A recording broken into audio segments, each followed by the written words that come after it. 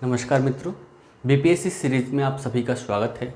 जैसा कि हमारा बिहार का भूगोल चल रहा है, उसी सीरीज़ को आगे बढ़ाते हुए आज हम देखने वाले हैं बिहार में कृषि, यानी कि बिहार में कृषि का संरचना कैसा है, विकास कैसा हुआ, क्या क्या समस्याएं हैं, है ना। कौन कौन सी फसलें यहाँ पर उगाई जाती है, कैसे कैसे कृषि जोन यहाँ पर विभाजित किया गया है, किसानों की क्या स्थिति है, ये सारी चीज़ें आज हम यहाँ पर देखने वाले हैं। ठीक है, बोर्ड पर आपको दिख रहा होगा। आज की क्लास में हम करने वाले हैं कृषि जलवायु क्षेत्र जो है, हमने बात की थी 4 प्रकार के कृषि जलवायु क्षेत्र यहाँ पर देखने को मिलता है, लेकिन मुख्य रूप से देखा जाए तो यहाँ पर 3 जोन में संपूर्ण जो बिहार है, बिहार के जलवायु को 3 जोन में विभाजित किया गया है।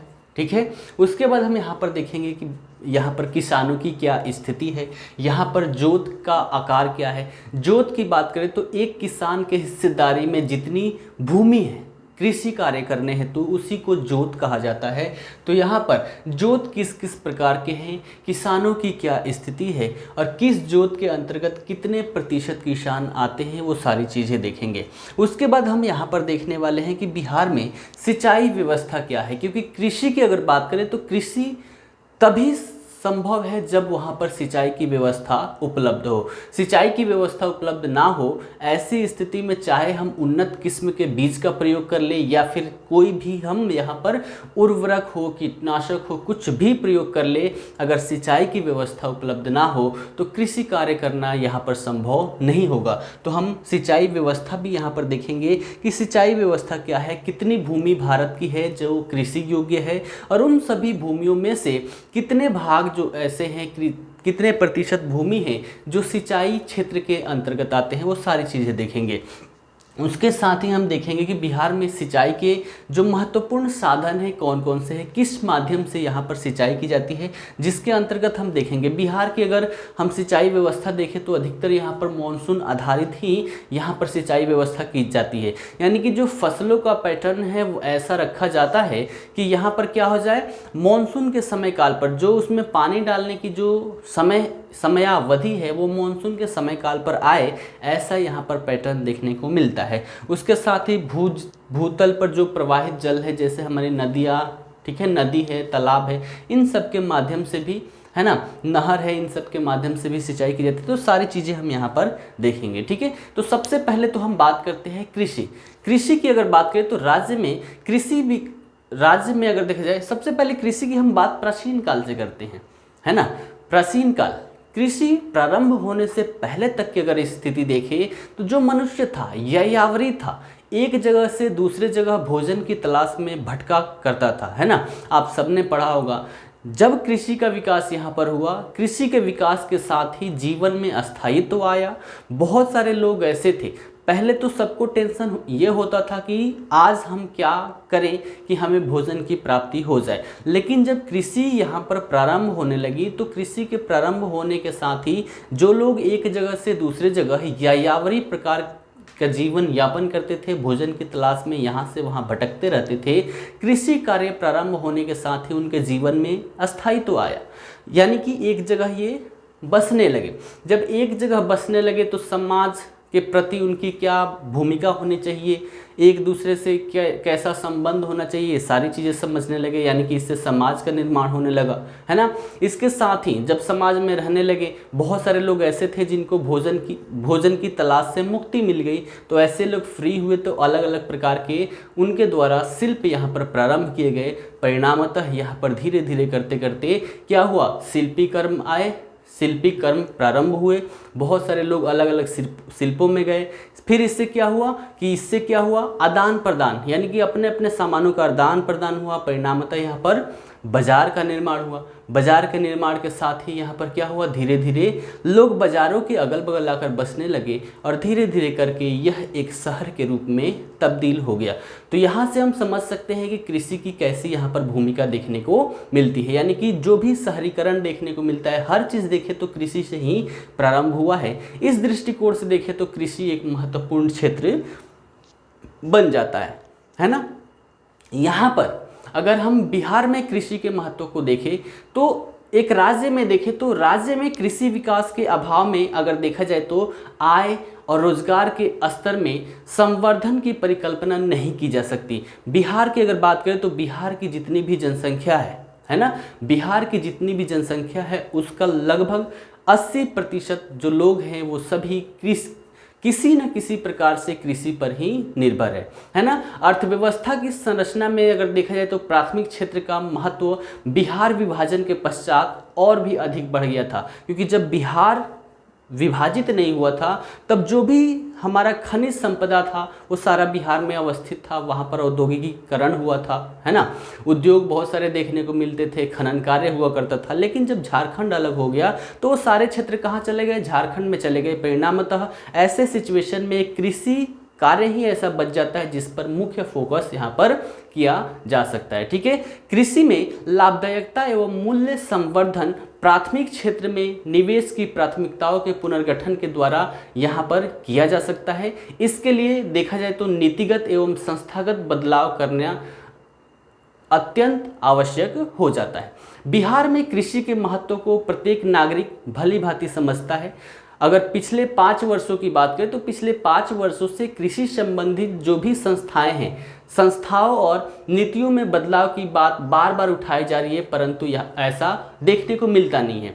बिहार की अगर बात करें तो जितना भी भारत का जितना भी खाद्यान्न उत्पादन है उन सभी खाद्यान्न उत्पादनों में लगभग 6.6% जो भाग है उतना भाग ये उत्पादित करता है। और बिहार की जीडीपी की बात करें तो बिहार के जीडीपी में आधा से थोड़ा ही कम, है ना, आधा हिस्से से थोड़ा ही कम जीडीपी में कृषि का यहाँ पर योगदान देखने को मिलता है। ठीक है, तो इस दृष्टिकोण से भी देखें तो कृषि यहाँ पर महत्वपूर्ण हो जाती है। विगत कुछ वर्षों में कृषि उत्पादकता में जो वृद्धि दर होनी चाहिए, वृद्धि दर यहाँ पर चिंताजनक देखने को मिलती है, क्योंकि यहाँ पर जैसे जैसे जनसंख्या बढ़ रही है, जनसंख्या में अधिकतर भाग देखें तो कृषि पर ही आधारित है ना। यहाँ पर कार्य की उपलब्धता उतनी सुनिश्चित नहीं हो पाती। परिणामतः परिवार के जितने भी लोग होते हैं वो किसी न किसी प्रकार से क्या होते हैं, कृषि पर ही निर्भर हो जाते हैं। तो जो जनसंख्या है, जनसंख्या धीरे धीरे कृषि पर बढ़ती जा रही है, परंतु उसमें विकास की जो संभावना है वो देखने को नहीं मिलता। परिणामतः यहाँ पर इस वजह से यहाँ पर बेरोजगारी भी देखने को मिल रही है। ठीक है, कृषि का महत्व केवल यहाँ अधिकांश नागरिकों की आय एवं रोजगार की निर्भरता के ही कारण नहीं, बल्कि यह इस प्रांत की जो जीवन शैली है, जीवन शैली का अभिन्न अंग है। भू लगाव अगर देखा जाए तो जितने भी यहाँ के जनसंख्या है, जितने भी लोग हैं, उन लोगों में जो भू लगाव जो होता है वो शायद किसी और राज्यों में देखने को मिलेगा। यहाँ की उत्पाद की जो जैव विविधता है नई विश्व व्यवस्था में अपनी अलग पहचान बनाएगी, अगर इस पर अच्छे से कार्य कर दिया जाए सरकार के द्वारा तो। ठीक है, तो बिहार न केवल एक कृषि प्रधान राज्य है, बल्कि कृषि ही राज्य की अधिकांश जनमानस की जीवन शैली है। बिहार के कुल भूभाग की बात करें तो यहाँ पर लगभग 94 लाख हेक्टेयर कुल भूभाग है, जहां पर देखा जाए तो लगभग 10 करोड़ लोग यहां पर निवास करते हैं। कृषि एवं संबंधित क्षेत्र है ना, कृषि और कृषि से संबंधित जितने क्षेत्र हैं इन सभी क्षेत्रों में राज्य में अगर देखा जाए तो लगभग जो जितनी भी जनसंख्या उन सभी जनसंख्या का 80% से भी अधिक लोग इस पर कृषि क्षेत्र पर आधारित है। तो इस आधार पर भी देखें तो हमारा क्या ये जो कृषि है, कृषि महत्वपूर्ण भूमिका यहाँ पर निभाता हुआ दिखाई पड़ता है। ठीक है, इतनी बातें क्लियर है।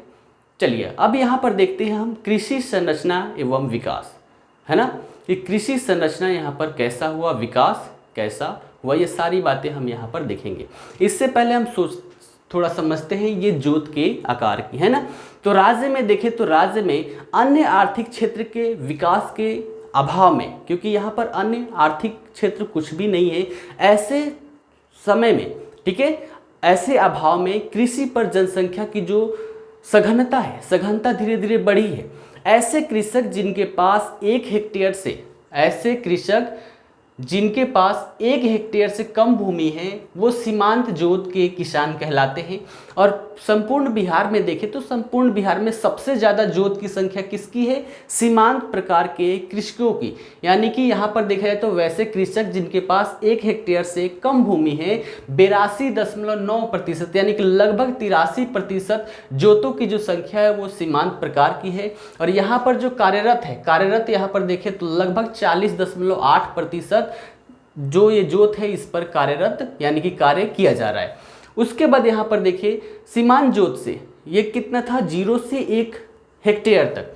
1 हेक्टेयर से 2 हेक्टेयर भूमि जिस किसान के पास है वो छोटी जोत वाले किसान कहलाते हैं। और ऐसे जोतों की संख्या देखें तो लगभग 9.6, ठीक है, 9.6% जो भूमि है वो कैसे छोटी जोत वाली है। यानी कि इसकी संख्या देखें तो संख्या 10,05,000 ऐसे जोतों की संख्या देखने को मिलती है। जबकि सीमांत जोतों की संख्या देखें तो 86,45,000 जोतों की संख्या जो है वो सीमांत जोत के किसानों की है। उसके बाद हम देखें तो 2 से 4 हेक्टेयर वाला जो भी भूमि वाले किसान हैं उन्हें अर्ध मध्यम जोत वाले किसान कहते हैं। और ऐसे देखें संख्या तो इसकी 5,90,000 ऐसे जोतों की संख्या है, जो अगर देखा जाए तो परसेंटेज में 5.7% है। उसके बाद वैसे किसान जिनके पास 4 से 10 हेक्टेयर, ठीक है, 4 से लेकर 10 हेक्टेयर भूमि है उन्हें मध्यम जोत किसान कहते हैं। और ऐसे जोतों की संख्या देखें तो 1,78,000 ऐसे जोतों की संख्या है।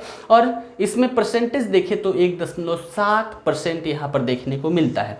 और अंतिम देखें तो बड़े जोत के किसान, यानी कि वैसे किसान जिनके पास 10 हेक्टेयर से अत्यधिक भूमि होती है उन्हें बड़ी जोत के किसान कहते हैं। और ऐसे जोतों की संख्या देखें तो 11,570 ऐसे देखने को मिलते हैं जिनके पास कितनी है, 10 हेक्टेयर या फिर उससे अधिक भूमि यहाँ पर देखने को मिलती है। तो ये अगर देखा जाए तो इस प्रकार से देखें तो बिहार में सबसे ज़्यादा जो भी यहाँ पर जोत है कैसे है, सीमांत जोत है। यानी कि कृषकों की संख्या, वैसे कृषक जिनके पास 1 हेक्टेयर से कम भूमि है। और ऐसे कृषकों की बात करें तो जितना इनके पास भूमि होता है इतने भूमि पर अपने जीवन यापन करने लायक भी यहाँ पर कृषि कार्य नहीं कर पाते। परिणामतः वो किसी अन्य के खेतों में बटाई के रूप में या फिर कृषक मजदूर के रूप में वो क्या करते हैं, कार्य करते हैं और उससे अपना जीवन यापन करते हैं। यहाँ पर बटाईदारों की बात करें तो बिहार में ऐसा देखने को मिलता है। कानूनी तौर पर देखें तो जो भी बटाईदार किसान हैं उन्हें अपनी संपूर्ण उपज का 25% भाग जो भूमि मालिक है भूमि मालिक को देना होता है। परंतु बिहार में देखें तो यहाँ पर आधा भाग देने पर किसान मजबूर होते हैं। यानी कि जितना भी हर चीज़ पैसे लगाए वो, मेहनत करे वो, और जो भी उपज होती है उस उपज का आधा भाग किसको देना पड़ता है, जो भूमि मालिक है। तो ऐसे सिचुएशन में जो सीमांत प्रकार के कृषक हैं उनकी दयनीय स्थिति को आप यहाँ पर समझ सकते हैं। ठीक है, चलिए यहाँ पर ये सारी समस्याएं क्यों हैं, जो यहाँ पर भूमि का बंटवारा है, भूमि की बंटवारा ही मुख्य प्रकार से यहाँ पर समस्या देखने को मिलती है। जैसे बिहार में बात करें तो बिहार में भू स्वामित्व की जो अवस्था है, राज्य में व्याप्त बेरोजगारी एवं गरीबी का मुख्य कारण है। 2/3 से अधिक आबादी जो है वो सीमांत प्रकार के किसानों की है, जो क्या है, भूमिहीन श्रमिक की है। इसका मुख्य कारण क्या है कि राज्य में जो भूमि सुधार लाया गया उसकी विफलता इसका मुख्य कारण देखने को मिलता है। बिहार में भूमि सुधार की बात करें तो 1950 में ही प्रारंभ कर दी गई थी, जब जमींदारी का उन्मूलन करते हुए काश्तकारों को राहत दिलाने के लिए यह एक प्रबल प्रयास किया गया था। राज्य में भूमि हदबंदी कानून देखें, भूमि हदबंदी कानून अधिनियम ये 1961 में पारित किया गया। परंतु दुख इस बात की है कि सबसे पहले, है ना, सबसे पहले शुरुआत बिहार में हुई, लेकिन बिहार में सबसे पहले शुरुआत होने के बावजूद भी राज्य में जो भूमि सुधार हेतु कोई विशेष सफलता यहाँ पर प्राप्त नहीं हो पाई। भूमि हदबंदी जो कानून था इसके अंतर्गत कुल जो जोत युग भूमि था उसका मात्र 1.5% भाग ही अधिग्रहित अधिगृहित कर पाया गया, और जितना भी अधिगृहित किया गया उसका मात्र 22% भाग ही जो भूमिहीन श्रमिक थे, भूमिहीन श्रमिकों में बांटा जा सका। तो ये भी क्या है, यहाँ पर एक विफलता देखने को मिलती है। ठीक है, इतनी बातें क्लियर है। चलिए, उसके बाद हमने क्या बात किया, जो बटाईदार है, बटाईदार को 50% भाग यहाँ पर देना पड़ता है। ये सारी चीज़ें क्या है, कृषि में विफलता का कारण देखने को मिलता है। ठीक है, तो हमने क्या देख लिया, जोत यहाँ पर देख लिया, जोत किस प्रकार की है। अब हम समझते हैं यहाँ पर कृषि जलवायु क्षेत्र। तो कृषि जलवायु क्षेत्र को देखें तो यहाँ पर 3 जोनों में मुख्य रूप से विभाजित किया गया है। मुख्य रूप से देखें तो यहाँ पर 3 जोन है, लेकिन इसके अंतर्गत जोन 3 है, जोन 3 को भी 2 भागों में विभाजित किया गया है। तो बिहार की भूमि में मौसम संबंधी विशेषताओं के आधार पर 3 जोन में भूमि को बांटा गया है। इसमें देखें, सर्वप्रथम तो जोन 1 है। जोन 1 के अंतर्गत देखा जाए तो यहाँ पर सारण, सिवान, पश्चिमी मुजफ्फरपुर है ना, पूर्वी चंपारण, पश्चिमी चंपारण, सीतामढ़ी, दरभंगा, मधुबनी, समस्तीपुर और बेगूसराय, ये जो जिले हैं ये सारे जोन 1 के अंतर्गत आते हैं। उत्तर बिहार के जो उत्तर पश्चिमी मैदान के जितने भी एल्वाइल प्लेन जो मैदान हैं उन सभी को यहाँ पर शामिल किया गया है। उत्तर पश्चिमी मैदानी क्षेत्र के अंतर्गत हिमालय की तराई से प्रारंभ होकर गंगा का जो समतल मैदान है, समतल मैदान तक पहुँचता है, जिसके अंतर्गत पश्चिम में उत्तर प्रदेश की सीमा है। यह राज्य की सबसे उपजाऊ क्षेत्र है। यहाँ कृषि पैदावार सबसे अधिक होती है तथा इस इलाके में आधुनिक सिंचाई व्यवस्था की भी अन्य क्षेत्रों की तुलना में अधिक उन्नत प्रकार देखने को मिलता है। दूसरे क्षेत्र की बात करें यानी कि जोन 2 की बात करें तो जोन 2 जो है वो उत्तर पूर्वी मैदान है ना, उत्तर पूर्वी मैदान का क्षेत्र है। और इसके अंतर्गत देखें तो हमारा कौन कौन सा जिला आता है, जैसे सुपौल, मधेपुरा, पूर्णिया, किशनगंज, अररिया, कटिहार और खगड़िया, ये जो जिले हैं ये जोन 2 के अंतर्गत सम्मिलित किए गए हैं। जोन 1 और जोन 2 में देखा जाए तो दरभंगा, कोसी तथा पूर्णिया प्रमंडल के अधिकांश जिले इसके अंतर्गत सम्मिलित किए गए हैं। इस क्षेत्र की बात करें तो यह क्षेत्र बाढ़ की विभीषिका का मुख्य केंद्र है। यह क्षेत्र कृषि उत्पादन विशेषकर व्यावसायिक कृषि फसलों के लिए भी जाना जाता है, परंतु भौतिक सुविधाओं के अभाव में इस क्षेत्र में कृषि विकास दर अत्यंत मंद है। राज्य का जो तीसरा क्षेत्र अगर देखा जाए, जोन 3 देखा जाए तो इसके अंतर्गत जो जिले आते हैं उनमें जमुई, समस्तीपुर, मुंगेर, लखीसराय, भागलपुर, बांका, पटना, नालंदा, भोजपुर, बक्सर, रोहतास, कैमूर, गया, जहानाबाद, अरवल, नवादा और औरंगाबाद, ये सारे जिले हैं। ये सारे जिले जोन 3 के अंतर्गत सम्मिलित किए गए हैं। दक्षिणी मैदान की बात करें तो दक्षिणी मैदान का यह क्षेत्र गंगा नदी के दक्षिण भाग में स्थित है। इस क्षेत्र में भी कृषि का, ठीक है, इस क्षेत्र में भी कृषि ही जनसंख्या का मुख्य व्यवसाय है। ठीक है, जो जनसंख्या है, जितने भी लोग हैं वो कृषि पर ही अत्यधिक रूप से यहाँ पर क्या है, निर्भर है। राज्य में सबसे पहले मॉनसून की अगर बात करें तो मॉनसून पूर्वी क्षेत्र में है ना, उत्तर पूर्वी क्षेत्र में अवस्थित जो क्षेत्र है जोन 2 में दाखिल होता है, इंटर करता है, और यहाँ से जोन 1 के उत्तर पश्चिम में प्रवेश होने के बाद ही दक्षिण मैदानी जो क्षेत्र है जोन 3 के अंतर्गत जो आता है वहाँ पर मॉनसून की वर्षा प्राप्त होती है। ठीक है, उत्तर पूर्वी एवं उत्तर पश्चिमी जो भी क्षेत्र है, यहाँ का जो मैदानी भाग है, मैदानी भाग का जो मिट्टी है वो उपजाऊ मिट्टी है, परंतु जो दक्षिणी भाग में है, दक्षिणी भाग का जितना भी क्षेत्र है ये उतना उपजाऊ नहीं है। फिर भी उपजाऊ मिट्टी है, उपजाऊ मिट्टी होने के बावजूद भी जो सिंचाई की सुविधा है, सिंचाई की सुविधा प्राप्त होने के कारण कृषि उत्पाद की स्थिति जोन 3 का अगर देखें तो जोन 3 में अधिक संतोषप्रद है। यूँ तो राज्य में सभी भाग कृषि कार्य हेतु मानसून की वर्षा पर निर्भर करते हैं, परंतु जो उत्तर पूर्वी का मैदानी भाग है, उत्तर पूर्वी का मैदानी भाग में मानसून पर निर्भरता सबसे अधिक है। राज्य में मात्र देखा जाए तो 45 लाख जो हेक्टेयर भूमि है, 45 लाख हेक्टेयर भूमि पर ही सिंचाई व्यवस्था देखने को मिलती है, जिनमें से देखें तो 30% भूमि पर नहरों के माध्यम से सिंचाई होती है। कृषि जलवायु की बात करें तो कृषि जलवायु की दृष्टि से बिहार के जो तीनों क्षेत्र हैं, तीनों क्षेत्रों में कृषि भूमि की अवस्था संतोषजनक है, परंतु पर्याप्त सिंचाई सुविधा के अभाव में, जिसके कारण ठीक है पर्याप्त यहाँ पर सुविधा नहीं है, परिणामतः क्या होता है, कृषि उत्पादन तथा विकास प्रतिकूल रूप से यहाँ पर प्रभावित होता है। कृषि की सबसे अधिक सुविधा अगर देखें तो जोन 3 में है, जहाँ पर 49% जो भूमि है, 49% भूमि पर सिंचाई की सुविधा यहाँ पर उपलब्धता देखने को मिलती है। जोन 1 में देखें तो 30% भूमि और जोन 2 में देखें तो 20% जो क्षेत्र है, ये सभी क्या है, सिंचाई सुविधा के अंतर्गत आते हैं। राज्य में देखें तो ठीक है ये सारी सुविधाएं देखने को मिलती है। तो हमने यहाँ पर क्या देखा, सिंचाई व्यवस्था। यहाँ पर सिंचाई व्यवस्था की बात करें, है ना, सिंचाई व्यवस्था की बात करें तो जितनी भी भूमि है ना, यहाँ पर संभावना अगर देखें बिहार में तो 102 लाख हेक्टेयर जो क्षेत्र हैं, भूमि है, वहाँ पर सिंचाई व्यवस्था की संभावना देखने को मिलती है, परंतु देखा जाए तो उपलब्धता कितनी है, उपलब्धता मात्र 45 लाख हेक्टेयर क्षेत्र पर ही सिंचाई व्यवस्था की उपलब्धता हमें देखने को मिलती है। 49% जो भूमि है वो सिंचित क्षेत्र के अंतर्गत आते हैं,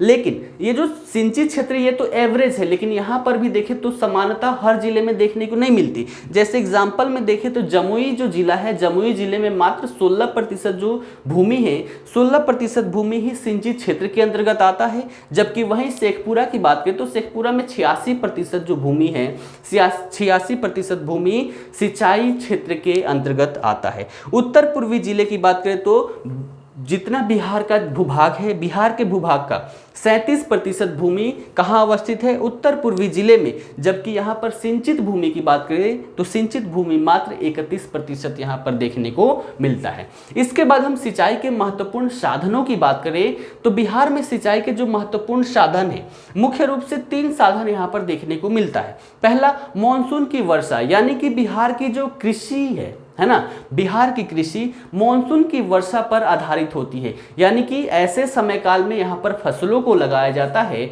जिस समय काल पर जब उसमें पानी की आवश्यकता हो, वैसा समय काल मानसून वाला समय हमारा हो, यानी कि यहाँ पर जितना भी कृषि कार्य किया जाता है मानसून के आधार पर ही किया जाता है। उसके बाद दूसरा यहाँ पर मुख्य साधन देखें तो भूतल पर जो प्रवाहित जल है, यानी कि यहाँ पर जो नदियाँ हैं, नदियों के माध्यम से नहरों को यहाँ पर निकाला गया है और नहरों के माध्यम से सिंचाई व्यवस्था यहाँ पर देखने को मिलती है, सिंचाई यहाँ पर किया जाता है। और तीसरा देखें तो यहाँ पर भूगर्भीय जल, यानी कि ट्यूबवेल के माध्यम से, है ना, ट्यूबवेल लगाया गया है और उसके माध्यम से यहाँ पर सिंचाई की जाती है। कई जगहों पर ट्यूबवेल जो सरकार की तरफ से नहीं लगाया गया है, वहाँ पर मोटे मोटे पाइप भूगर्भ में लगाया जाता है और वहां पर पंप सेट के माध्यम से क्या किया जाता है, सिंचाई व्यवस्था अपना सुनिश्चित किया जाता है। तो मुख्य रूप से यहाँ पर सिंचाई के महत्वपूर्ण साधनों में पहला तो मानसून की वर्षा है, दूसरा भूतल पर प्रवाहित जल है और तीसरा भूगर्भीय जल है, जिसके अंतर्गत हमारा ट्यूबवेल आता है। यहाँ पर बात करें तो भूजल से सिंचाई उपलब्धता अगर देखें तो यहाँ पर 63 लाख हेक्टेयर यहाँ पर देखने को मिलता है ना। जो संपूर्ण भारत की जो क्षेत्र देखें, जो भूतल से सिंचाई होता है उसका 8.63% है, जबकि भूगर्भीय जल की उपलब्धता देखें तो यहाँ पर 39 लाख हेक्टेयर जो क्षेत्र है वो भूगर्भीय जल की उपलब्धता वाले क्षेत्र में है। और संपूर्ण भारत की बात करें ऐसे क्षेत्रों में तो संपूर्ण भारत के ऐसे क्षेत्र जो भूगर्भीय जल की उपलब्धता वाले क्षेत्र के अंतर्गत आते हैं, बिहार में उसका हिस्सा कितना है, 6% है। ठीक है, कुल सिंचाई क्षमता यहां पर देखें तो अभी हमने यहां पर बात किया, कुल सिंचाई क्षमता यहां पर 102 लाख हेक्टेयर क्षेत्र है, 102 लाख हेक्टेयर भूमि है, जबकि यहां पर वास्तविक सिंचाई की उपलब्धता देखें तो मात्र कितना है, 45.67 लाख हेक्टेयर, यानी कि जितना भी बिहार का क्षेत्रफल है उसमें से मात्र 49% ही ऐसा क्षेत्रफल है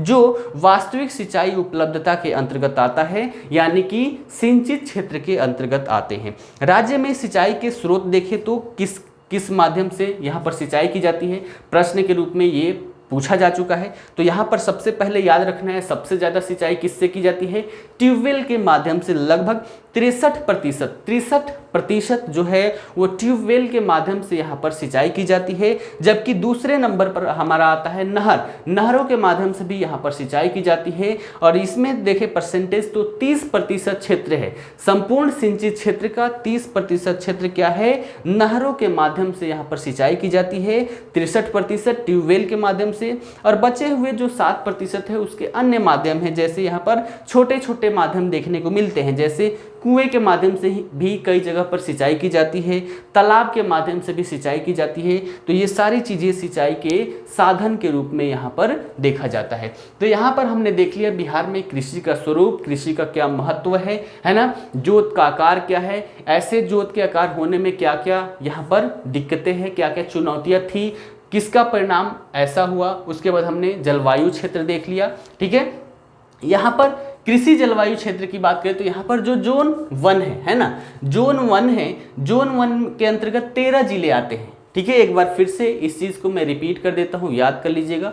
जोन 1 के अंतर्गत 13 जिले आते हैं। जिलों की बात करें तो यहाँ पर कौन कौन सा है, सारण है ना, सिवान, गोपालगंज, पूर्वी चंपारण, पश्चिमी चंपारण। ठीक है, उसके बाद यहाँ पर देखें तो शिवहर, सीतामढ़ी, मधुबनी, दरभंगा, है ना, ये सारे जो हैं वो किसके अंतर्गत आते हैं, जोन 1 के अंतर्गत आते हैं। ठीक है, मधुबनी है, दरभंगा, वैशाली, मुजफ्फरपुर, हाजीपुर, बेगूसराय, ये जो 13 जिले हैं ये जोन 1 के अंतर्गत आते हैं। और यहाँ पर वर्षा की बात करें, कुल वर्षा, तो कुल वर्षा यहाँ पर 104 से 145 सेंटीमीटर यहाँ पर वर्षा होती है। ठीक है, एवरेज टेम्परेचर की बात करें तो 7.7 डिग्री सेल्सियस से लेकर 36.6 डिग्री सेल्सियस तक यहाँ पर अधिकतम और न्यूनतम तापमान होता है। और यहाँ के मुख्य फसलों की बात करें तो मुख्य फसलों में यहाँ पर धान है, गेहूँ है, आलू है, मकई है, शकरकंद है, ये सारी यहाँ की जोन 1 की मुख्य फसलों के रूप में देखने को मिलती है। ठीक है, उसके बाद जोन 2 की बात करें तो जोन 2 के अंतर्गत 9 जिले आते हैं, है ना। 9 जिलों में यहाँ पर देखें तो कौन कौन सा है, सुपौल है, सहरसा है, खगड़िया, मधेपुरा, अररिया, किशनगंज, कटिहार, है ना, पूर्णिया। ठीक है, ये जो जिले हैं ये सारे जिले किसके अंतर्गत आते हैं, जोन 1 के अंतर्गत आते हैं। यहाँ पर औसत वर्षा की बात करें तो 120 सेंटीमीटर से लेकर 170 सेंटीमीटर तक यहाँ पर औसत वर्षा होती है। और यहाँ का औसत तापमान की बात करें तो 8.8 डिग्री सेल्सियस से लेकर 33.8 डिग्री सेल्सियस तक एवरेज तापमान होता है।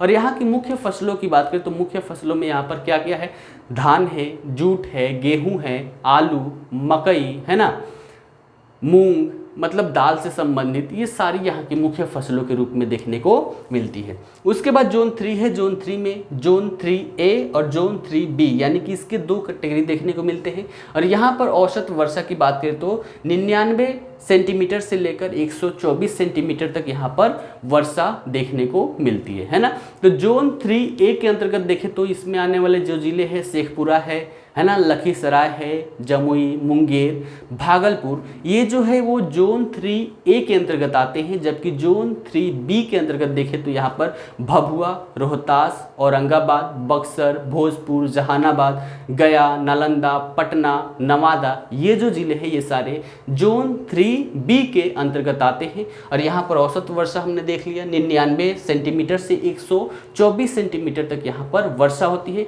और यहाँ की मुख्य फसलों के रूप में देखें तो गेहूँ, धान, चावल, ठीक है, धान से ही चावल मिलती है ना, ये सारे चीज़ें यहाँ पर, राई भी यहाँ पर उगाया जाता है। तो ये सारी इन क्षेत्रों की मुख्य फसलें हैं। ठीक है, तो यहाँ पर हमने क्या देख लिया, यहाँ पर हमने देख लिया क्या क्या, कृषि जलवायु क्षेत्र, जोत का आकार, सिंचाई व्यवस्था क्या है और सिंचाई के महत्वपूर्ण साधन क्या क्या है। आगे की जो भी फसलें हैं, कौन कौन सी फसलें कहाँ पर सबसे अत्यधिक उपजाई जाती है, कौन कौन सा क्षेत्र है, कैसे कैसे फसल यहाँ पर उपजाए जाते हैं, वो सारी चीज़ें हम अगली क्लास में देखेंगे। ठीक है, तो आज के लिए इतना ही, धन्यवाद, फिर मिलते हैं।